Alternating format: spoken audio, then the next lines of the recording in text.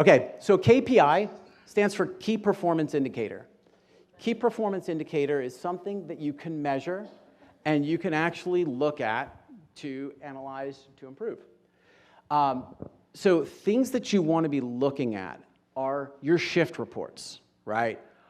Are things going on in the shifts consistently that are creating disruptions in your organization?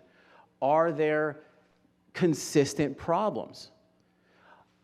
Incident reports, kind of very similar type of a situation. What are you looking at in your incident reports? Are you doing a root cause analysis on your incidents? If you're not doing a root cause analysis on your incidents, one, you're very likely to run into an issue with the state or with Joint Commission or CARF or whatever your accrediting body is, because you should be doing root cause analysis on as many incidents as possible. If you don't know where it came from, you're not going to know how to improve it. Grievances. You know, I talk to people all the time about grievances, and a big problem with the way people collect grievances and incidents too is there's really no workflow with these things. A grievance might be done on paper and slipped under a clinical director's door. Same thing with an incident report.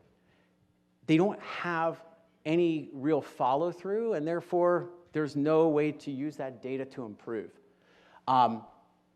Look at information on your grievances. Look at your demographic information. Are you finding that certain demographics of staff are being abused by your clients? You want to step in and you want to get involved and reduce that. You also want to look at demographics of your clients. What are we seeing with AMAs, for example? I track AMAs with incidents because I think when people leave early, that is an incident. And you know what you find is that if you look at the demographic of the client, as well as their primary therapist, as well as their case manager, and their age, substance of use, substance of choice, things along these lines, you're going to find consistent issues that can be improved. So definitely you want to be looking at this. You want to be looking at your patient satisfaction surveys. That probably goes without saying, but I'm going to say it anyway because it's obvious.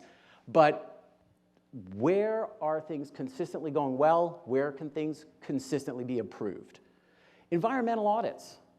What are we doing in our environment of care? Are we finding that certain areas are hotspots for people leaving AMA, right? Maybe you need to put a camera in this one dark corner where things are happening. Maybe there are problems with chemicals being stored the wrong way. Things along these lines. You want to look at your environment. You also want to look at your performance improvement reports, as well as the ratings and reviews. Do you guys look at your Google reviews? Look at these. You are going to be surprised at some of the things that you see.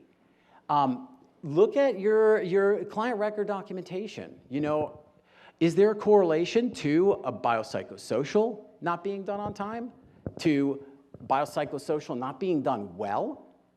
Is that affecting your client care? I would bet that it is. What about your utilization review and your billing? Is this being done well? Is this being done accurately? Are we at risk at getting clawbacks? And then you also want to look at your human resources. One, what are we doing with our staff? Are we making efficient use of our staff? Are we training our staff well? Are we surveying our staff?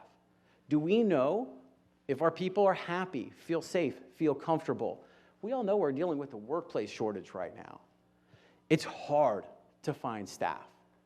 Take the people you have, nurture them, show them a safe, healthy work environment, and you'll get them to stay. You want to analyze that information.